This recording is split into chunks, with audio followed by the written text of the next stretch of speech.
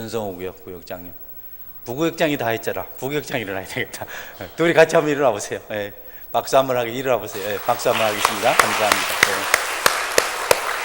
예. 우리 이한나 구역은 참 은혜롭습니다. 늘 볼 때마다 이한나 권사님이 전도사가 됐으면 우리 교회가 아마 10배가 부흥이 됐긴데 참 감사합니다. 기도 한번 하겠습니다. 하나님 고맙습니다. 주님의 날 주의 권속을 함께 모여서 예배드리게 하시고 영적 교제를 나누게 하시니 감사합니다. 주님 앞에 주의 권속들이 값진 예물 마음 담아 드렸습니다. 하나님 축복하여 주옵소서. 드리는 백성들에게 약속하신 모든 복으로 넘치게 하여 주시기를 원합니다. 드리는 기쁨이 심령에 넘치게 도와주시고 이 예물이 합당한 곳에 쓰여지게 하여 주시옵소서. 이 시간 말씀 살피길 원합니다. 주님께서 친히 말씀하여 주시고 듣는 모든 성도들에게 은혜가 되게 하시며 감동이 되게 하시며 능력이 되게 하여 주옵소서. 예수님 이름으로 기도드립니다. 아멘. 옆에 분들에게 주님 안에서 사랑합니다 하고 인사 한번 할까요? 주님 안에서 사랑합니다. 네. 보고 싶었습니다 이렇게 인사하고 있습니다. 보고 싶었습니다. 감사합니다. 그래요. 감사합니다. 우리가 셰익스피어의 작품 중에 로미오와 줄리엣이라는 그런 작품이 있습니다. 이 몬테규가와 또 캡필릿가가 아주 앙숙입니다. 두 가문이. 그런데 두 가문의 아들, 딸, 서로 앙숙인 집안의 아들과 몬테규가의 아들과 캡필릿가의 딸이 사랑을 합니다. 로미오는 몬테규가, 우리 줄리엣은 캡필릿가인데 너무 반대가 심해요. 그래서 결혼을 하려고 작전을 줄리엣이 꾸미죠. 수면제를 먹고 죽어버리는 겁니다. 그리고 장례가 치러지면 서서히 깨어나서 이제 로미오가 결혼을 하고 이렇게 살려고 하는데 이 사실을 로미오에게 알려주지 않아요. 로미오가 가보니까 줄리엣이 죽어 있는 겁니다. 너무 절망해서 독약을 먹고 자살을 합니다. 줄리엣이 서서히 깨어나서 일어나 보니까 아니 로미오가 자기 옆에 누워있는 겁니다. 아무리 흔들어도 일어나질 않아요. 죽은 줄 알고 줄리엣도 로미오의 허리에 있는 칼을 빼서 자결을 하죠. 나중에 양가가 화합한 것 때문에 셰익스피어의 비극에 들어가진 않습니다만은 사람들이 이것저것 살피지 않고 절망해 버렸을 때 얼마나 큰 잘못을 할 수 있는지에 대해서 생각해 보는 그런 작품이기도 합니다. 여러분, 가장 큰 질병은 절망하는 것이라고 말한 철학가가 있습니다. 오늘 성경에도 바울 일행이 선원들이 배를 타고 가다가 풍랑을 만났는데 너무 풍랑이 강해서 모든 노력을 기울였음에도 불구하고 어떻게 풍랑을 비껴갈 방법이 없어요. 짐도 버리고 배 안에 기구들 다 버리고 어떻게 배를 좀 키로 컨트롤하려고 했는데, 조절해 보려고 했는데 너무 바람이 세게 부니까 제어가 되질 않는 겁니다. 성경은 이 상황에서 선원들이 우리에게 구원의 여망이 사라졌다. 아무리 애를 써도 우리는 이 풍랑을 어떻게 헤쳐갈 방법이 없다. 우리에게는 이제 꿈이 없다. 소망이 없다. 절망을 합니다. 우리도 이제 우리 앞서 바다에 수장된 어떤 선원들처럼 우리도 죽게 될 것이다 라고 이렇게 말하고 다 포기하고 망연자실한 상태에 있습니다. 그런데 여러분, 그들과 함께 타고 있었던 바울이 그들에게 소망의 메시지를 전합니다. 우리가 읽은 오늘 말씀 중에 22절에 보면 바울이 선원들에게 힘을 주는 이런 말씀이 나옵니다. 내가 너희를 권하노니 이제는 안심하라. 너희 중 아무도 생명에는 아무런 손상이 없겠고 오직 배뿐이니라. 여러분, 절망적인 환경에 소망을 심을 수 있는 사람은 하나님을 잘 믿는 사람입니다. 그리스도인입니다. 그리고 그들의 가슴에 소망을 불타게 하는 분은 우리 예수님밖에 없습니다. 바울은 배에서만 그런 것이 아니고 감옥에서도 그런 소망의 메시지를 전한 적이 있습니다. 빌립보 감옥에서 옥토가 무너지고 옥문이 열리고 죄수들이 다 도망갔을 것이라고 생각한 간수가 칼을 들어서 자결하려고 할 때 바울이 내 몸을 상하게 하지 말아라. 우리가 다 여기 있다. 주 예수를 믿으라. 그리하면 너와 내 집이 구원을 얻으리라.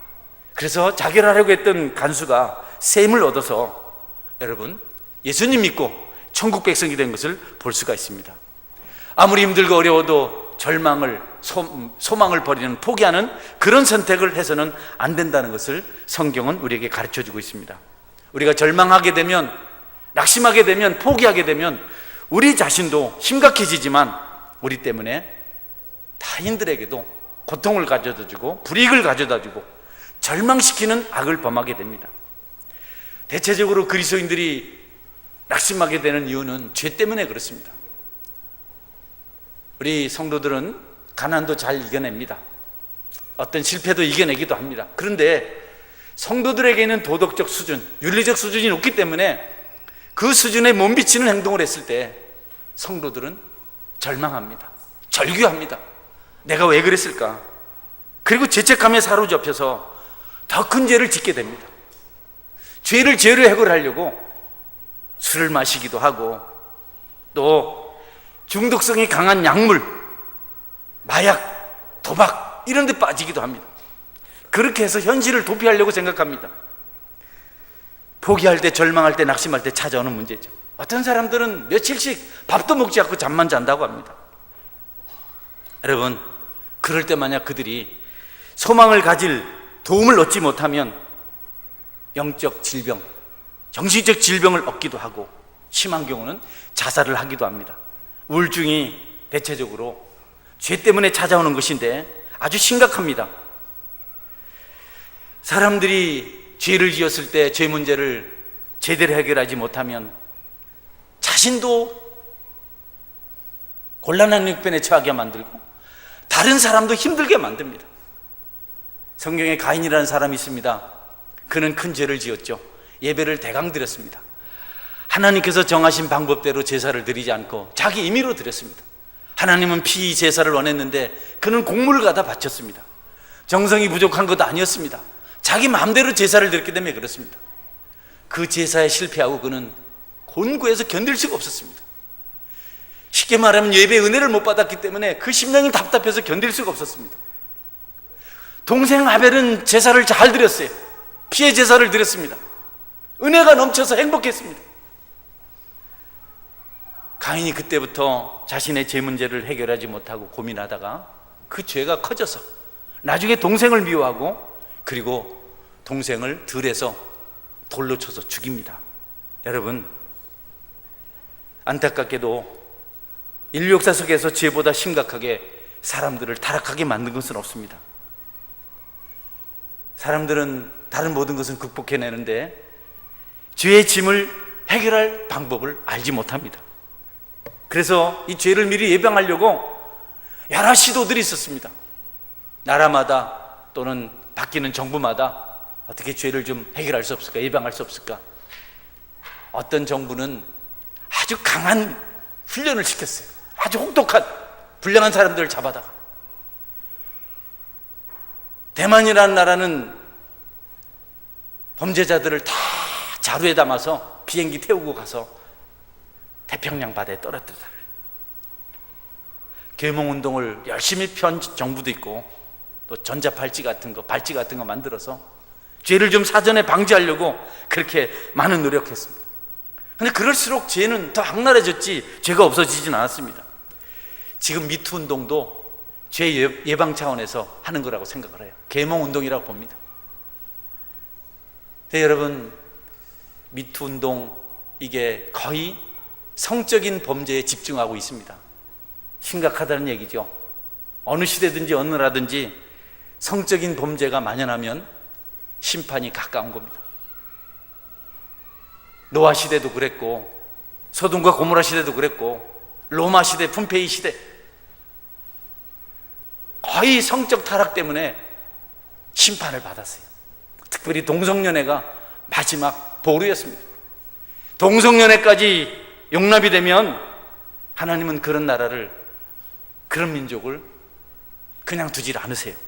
지금 우리나라가 미투 운동을 하면서 성적 범죄를 고발하기 시작한 것은 긍정적인 측면이 있는데 그럼에도 불구하고 시대의 타락성을 말하고 있습니다. 여러분, 여러분의 몸과 영혼을 몸 밖에서도 죄를 범하고 몸 안에서도 죄를 범하는 성적 타락을 여러분이 절대로 용납하지 않기를 주의 이름으로 축원합니다. 마지막 기대가 교회인데 교회가 그것을 용납하면 큰일 납니다. 바울사도 그거 문제 때문에 고린도 교회를 얼마나 책망했는지 모릅니다. 사람들은 이제 죄를 지어도 괜찮다고 말해요. 동성연애 괜찮다고 말하죠. 그거 괜찮다, 자유다, 소수를 보호해야 된다, 이런 말 합니다. 그리고 차별해서는 안 된다. 종교에 차별이 없다, 남녀 차별이 없다, 사람 차별이 없다, 다 동일하다, 동등하다. 그래서 여러분, 이제는 죄를 죄라고 말하기도 어려워요. 차별하면 안 됩니다. 우상 섬기지 말라, 동성연 아프다, 이렇게 말하면 안 됩니다. 부모님들도 그런 말하면 감옥 가야 됩니다. 무당이 구태도 괜찮고 우상을 섬겨도 괜찮다고 말합니다. 하나님 중심이 아닌 사람 중심의 가치가 점점 만연하게 될 때, 그때 여러분, 하나님의 심판이 임박하게 되는데, 지금 심각한 처지에 우리가 처해 있습니다. 여러분께서 경성하시고 혼란에 처해 있는 이 땅을 구해내시기를 주의 이름으로 축원합니다. 아주 심각하죠. 정말 심각합니다. 그냥 대강 생각할 것이 아닙니다. 낙심하고 절망하면 사람들이 못할 일이 없습니다. 어떤 분들은 절망한 사람은 타오르는 화덕 앞에 있는 마른 장작 같다, 이렇게 말을 합니다. 삶을 포기한 사람들은 활활 타오르는 화덕 앞에 있는 바짝 마른 장작 같다. 언제든 집어던지면 다 없어질 수 있기 때문에 그들은 자살을 서슴지 않습니다. 요즘처럼 자살을 많이 하는 시기가 없어요. 몇 년 동안 많은 사람들이 자살 동호회를 다 만들었어요. 소망이 없는 시대를 살아가고 있기 때문에 그렇습니다. 또 살인죄도 서슴지 않고 저지릅니다. 미국 사회는 총기 사고가 빈번합니다. 젊은이들이 그냥 아무데나 쏘아야 됩니다. 그냥 무차별 사격을 합니다. 소망이 없기 때문에.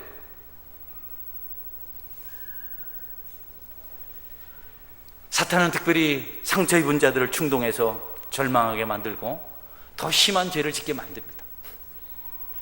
많은 죄를 저지름으로 위로를 받게 하고 짜릿한 쾌감을 느끼게 만듭니다. 계속해서 충동합니다. 그런 여러분에게는 가장 큰 병이 절망이라는 사실, 그거 틀리지 않은 줄 알고 날마다 높은 곳 바라보면서 좋은 것 생각하며 살기를 주의 이름으로 축원합니다. 땅을 보지 말고 하늘을 바라봐야 돼요. 그래서 처칠은 자기 모교에 가서 기대하는 학생들 앞에 딱 두 마디 설교했습니다. Never give up, never, never, never. 여러분, 포기하지 마십시오. 결코 절대로 포기하지 마십시오. 이 강연 두 마디 하고 내려왔습니다. 박수갈채 받았습니다. 많은 사람들이 교회를 다니고 예배를 드리지만 소망이 없어요. 천국에 대한 기대가 없어요. 땅이 전부 다고 소유가 전부 다고 눈에 보이는 게 전부 다 해서 거기에 전전긍긍만 살아갑니다. 예배도 드리고 신앙인이라고 고백도 하고 종교 활동, 신앙인이라기보다는 종교 활동 열심히 하는데, 봉사도 하고 하는데, 어떻게 사는 모습을 보면 기대가 없는 사람들, 소망이 없는 사람들이 설교를 들으면서도 그들은 힘을 얻지 못합니다. 공감하지 못합니다. 여러분, 성도에게서 설교는 능력입니다. 생명의 양식입니다. 설교는 여러분 만담이 아닙니다. 코미디가 아닙니다. 여러분이 사모하고 기대하고 들으면 거기에서 하나님의 능력을 발견하게 되고 기적의 역사가 일어납니다. 여러분이 힘을 얻는 것이 말씀이기를 주의 이름으로 축원합니다. 여기서 여러분 힘을 못 얻으면 여러분은 세상을 살아갈 능력을 얻지 못합니다. 설교자에 대한 여러 가지 또 기대들이 있죠. 능력의 차이가 있고 여러 가지. 그런데 하나님이 일하시기 때문에 설교의 세련됨보다도 하나님 말씀하시는 것을 여러분이 단 한마디만 들어도 여러분에게 세상을 살아갈 힘이 생기게 된다는 사실을 믿으시기 바랍니다. 집중하십시오. 알지 못하는 가운데 이만한 은혜가 있습니다. 그런 예배를 소홀히 여기지 말고 졸더라도 여러분 예배 시간에 참여를 하셔야 됩니다. 생명처럼 여겨야 됩니다. 성도의 생명은, 성도의 능력은 예배를 통해서 하나님께서 공급하실 때 넉넉해지는 겁니다. 우리는 주님이 부활하신 것을 믿습니다. 우리도 부활할 것을 믿습니다. 이 땅의 삶이 전부가 아닌 것을 확신하고 살아갑니다. 그분의 재림 때 우리는 공중에 들려 올려서 1000년 동안 왕국의 기쁨을 누릴 것을 알고 있습니다. 그것을 믿습니다.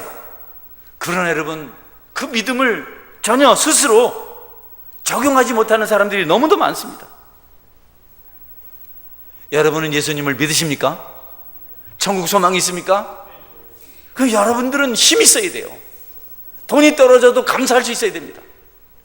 누가 여러분을 비난해도 관용할 수 있어야 됩니다. 믿음은 그렇게 중요합니다.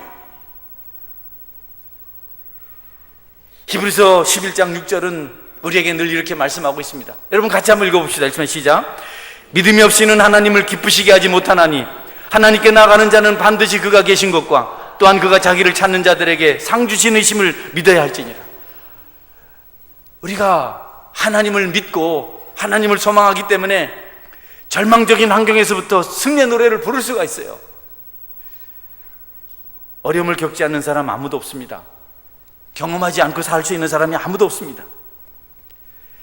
그럴 때 우리 성도들이 특별한 것은 믿음을 가지고 그것을 이겨내는 겁니다. 불신자들이 어떻게 하는 거야? 우리가 함부로 말할 수 없습니다. 소망이 없으니까. 그들이 우울증에 걸리기도 하고 또 죽음을 선택하기도 하고 삶을 포기하고 죄에 중독되어서 살아가는 것은 어쩔 수가 없습니다. 소망이 없으니까, 땅이 전부라고 생각하니까. 그런데 성도들이 그렇게 사는 것은 심각합니다. 그렇지 않겠지만 여러분 중에 혹시 중독 현상이 있는 것에 집중하고 있는 분 계시다면 여러분의 신앙을 점검해 봐야 됩니다.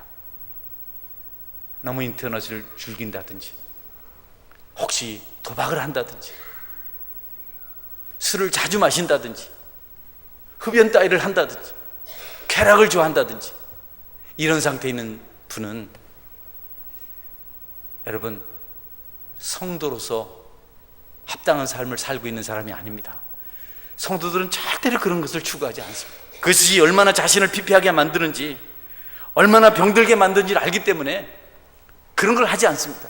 말씀을 가까이 하고 기도 생활을 하고 복음을 전하고 베푸는 삶을 살고 미래를 바라보고 자신을 준비하는 일에 열정을 불태우지, 절대로 자기를 망할 일에 시간을 허비하거나 물질을 허비하거나 재능을 허비하지 않습니다. 성도는 절대 그렇게 할 수가 없어요. 그런 식으로 살 수가 없습니다. 그렇게 살 때 그들이 어떻게 피폐하게 되는지를 알고 있기 때문에 그것과 멀리 자신을 구별하고 하나님을 가까이 하는 일에 최선을 다합니다. 그러니 성도 여러분, 교회 오기를 즐겨하고 예배 드리기를 기뻐하고 하나님께 기도하는 일을 여러분이 정말 매일매일 사모하시는 은혜가 있기를 주의 이름으로 축원합니다. 그렇게 살면 우리에게 은혜가 임하고 삶에 만족이 찾아오고 또 충분히 다른 사람을 살릴 수 있고 필요를 공급할 수 있는 능력을 가지게 됩니다. 그런데 어쩌자고 하나님 믿는 성도들이 세상 것만 취하고 하나님을 의지하지 않는지 안타까울 수밖에 없습니다. 여러분 모두가 소망 없는 삶, 주로 술잔이나 기울이고 도박이나 하고 인터넷, 복권도 많이 사는 사람들 계세요. 복권. 나는 로또를 사본 경험이 있다. 나만 샀습니까? 네. 난 안 샀어요. 응? 번쩍 들어봐요. 우리 교회 이렇게, 그렇죠. 난 김명복 성도님 손 들을 때만 기다리고 있었습니다. 여러분, 그런 것 가지고 여러분 팔짝을 칠 수 없어요. 진짜 안 됩니다. 제가 농협에 가서 집사람 볼일 보는데, 지금은 그런 게 없습니다만은 한 10년 전에 그런 게 있었어요. 그 안내대에 끓는 복권이 있었어요. 나 아무 생각 없이 1,000원 내고 2개 샀어요. 한참 끓고 있는 사람들이 나를 쳐다보고 있다. 성계 목사가 지금 복권을 끓고 있으니까 나는 아무 생각 없이 했는데 심심해서 여러분, 그렇게 해서 혹 여러분이 수십억을 얻는다 할지라도 행복해지지 않습니다. 더 빨리 망하고 더 빨리 피폐해질 수 있습니다. 한 날 한 날 무거운 짐을 지고 주님 앞에 기도하면서 주님을 붙들고 신앙으로 승리할 때 여러분이 하늘의 비밀한 복을 누리며 살아가게 될 줄 믿으시기를 바랍니다. 자꾸 거기에 도전해야 됩니다. 그것이 행복합니다. 하나님 음성 들어보십시오. 얼마나 좋은지. 하나님께서 말씀하신 것에 순종해 보십시오. 얼마나 행복한지. 이기적인 삶을 살다가 이제 그분을 만나면 이타적인 삶을 삽니다. 남을 배려합니다. 점점점 그들의 인격이, 품격이 높아집니다. 더 사모합니다. 주님 닮으려고 애를 씁니다.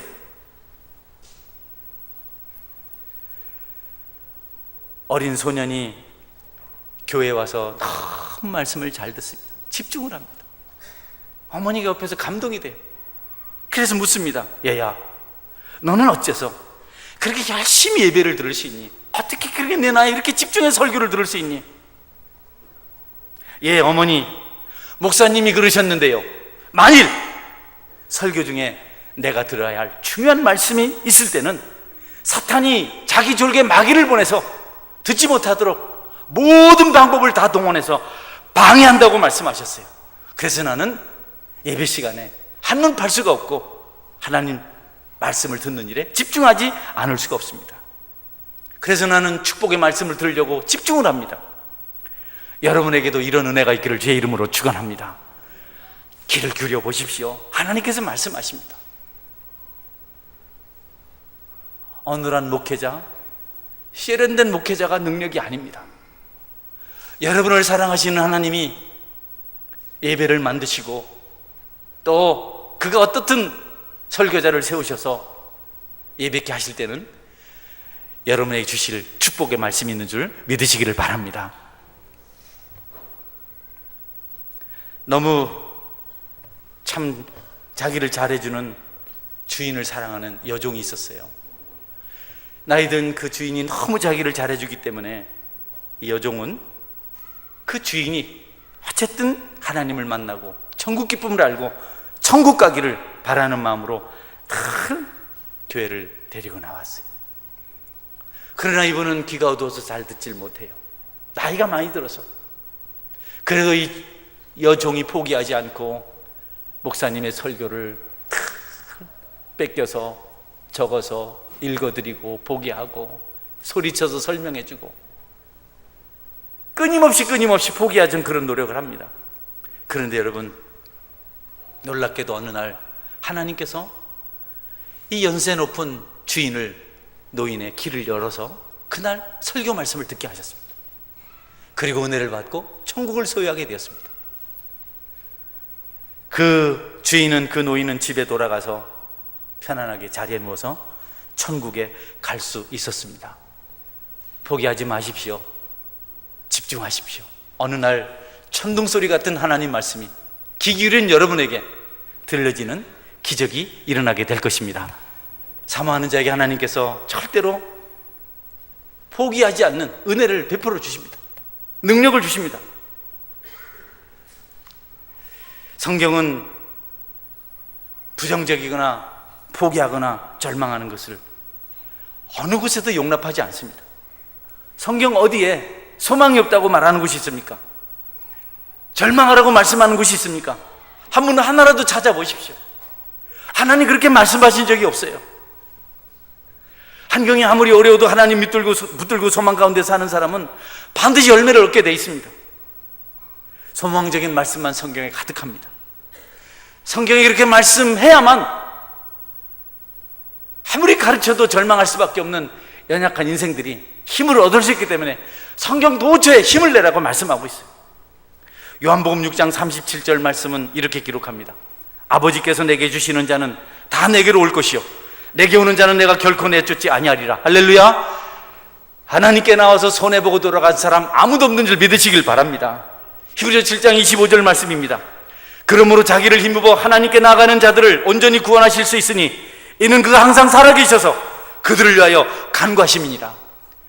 우리 예수님께서 천국에서 여러분을 위해서 간구하시는 줄 믿으시길 바랍니다.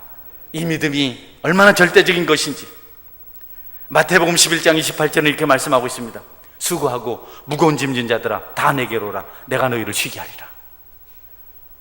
주님이 안식입니다. 여러분, 삶에 무거운 짐이 있나요? 감당할 수 없는 고통스러운 일이 있나요? 주님을 한번 경험해 보십시오. 그분의 음성을 들어보십시오. 그때 여러분의 짐이 어떻게 사라지는지, 여러분의 근심이 어떻게 떠나가는지, 그리고 여러분이 삶의 현장에 돌아갔을 때 그 모든 문제가 해결된 것을 여러분이 알게 될 것입니다. 확인하게 될 것입니다. 먼저 주님 안에서 소망의 메시지를 듣고 힘을 얻으신다면 그 다음에 모든 것들이 형통하게 된다는 것을 성경은 약속하고 있습니다. 우리는 현실에만 집착합니다. 실망, 근심, 걱정, 염려, 섭섭함, 원망만 중요하게 생각하고 주님의 약속은 기억하지 않습니다. 여러분이 가지는 화상들, 여러분이 가지는 여러 가지 근심, 걱정들, 그것은 주님의 약속으로 극복할 수가 있는 것들입니다. 그 무거운 짐보다도 주님이 더 크다는 사실을 이 시간 믿으시기를 바랍니다. 확실히 믿으십시오. 믿으시기를 바랍니다. 확실하게 신뢰하십시오. 많은 죄를 지었을지라도 용서받을 수 있습니다. 우리 중에 죄인 아닌 사람이 어디 있습니까? 더 많은 죄를 지은 사람도 용서를 받았습니다.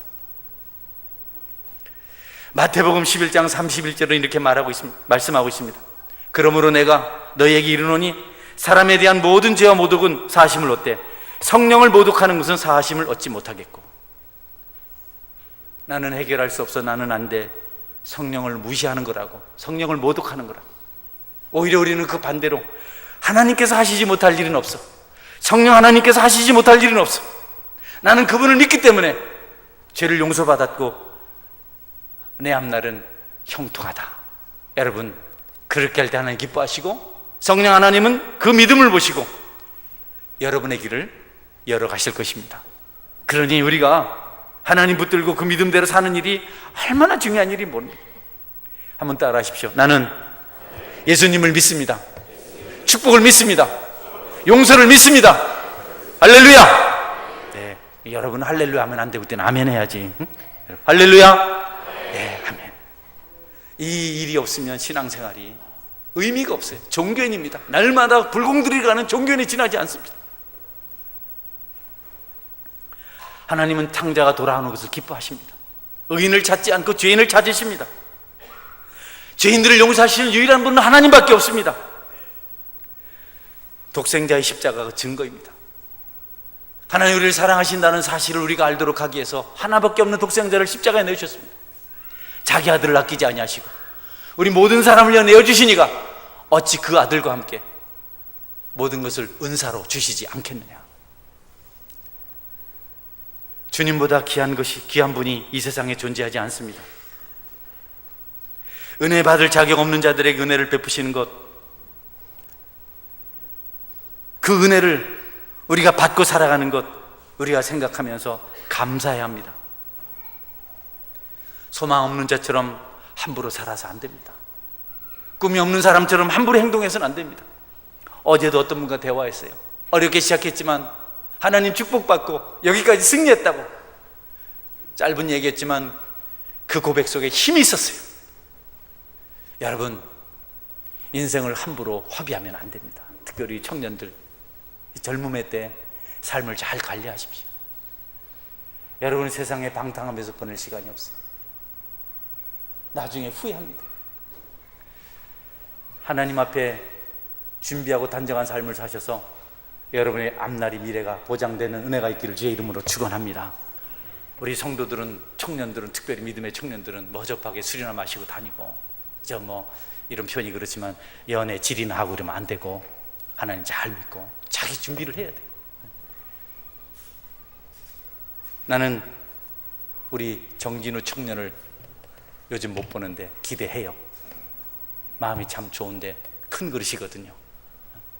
언젠가 좀 하나님께 쓰임을 받을 일꾼이 된다고 생각해요. 좀 보기에는 좀 약해 보이는데 마음의 중심이 확실하더라고요. 여러분, 시간을, 여러분의 주어진 기회를 허비하지 않기를 주의 이름으로 축원합니다. 막 그렇게 살면 안 돼요. 그냥 되는 대로. 여러분이 왜 소망이 없는 사람처럼 살아요? 이판사판 그렇게 살면 안 됩니다.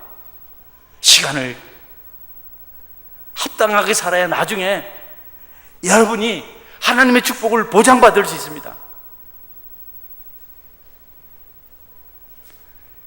낙심하지 마십시오. 절망하지 마십시오. 여러분이 넘어진 것 하나님 다 지금까지 용서하셨습니다. 이전의 사람들도 그것 때문에 넘어졌습니다. 그 죄 때문에 실패했습니다. 그때 그것을 용서하시고 그들을 승리하게 하시는 분은, 하나님은 지금도 그 일을 하십니다. 그 사이에 마귀가 새로운 죄를 개발하지 않았습니다. 보혈의 능력으로 용서하지 못할 죄가 새로 생겨나지 않았습니다. 이전에도 있어왔던 죄고 이전에도 절망할 만한 배경들 똑같은 것이었습니다. 죄가 횡포를 부렸지만 성도들을 낙심시키려 하고 절망하게 만들고 포기하게 만들려고 했지만 항상 주님의 십자가가 승리하셨습니다. 제 문제뿐 아니라 삶이 힘들어서 낙심하고 있는 분들 간곡하게 부탁합니다. 십자가를 붙들고 승리를 경험하시기를 주의 이름으로 축원합니다. 일어서십시오. 하나님, 우리가 우울하고 땅만 쳐다보기를 원치 않으세요. 하나님, 봉인한 무덤을 여시고 죽은 자를 나오게 하시고 그를 마땅히 천국 백성으로 살아가도록 만드셨습니다. 오늘 여러분 중에 마음이 상심이 되고 자기 자신이 연약한 것이 싫어서 고통하는 분이 있다면 다시 소망을 회복하시고 그 힘 얻어서 마귀를 물리치는 은혜가 있기를 바랍니다. 저는 지치고 소망 없던 날을 보낸 시절이 있어요.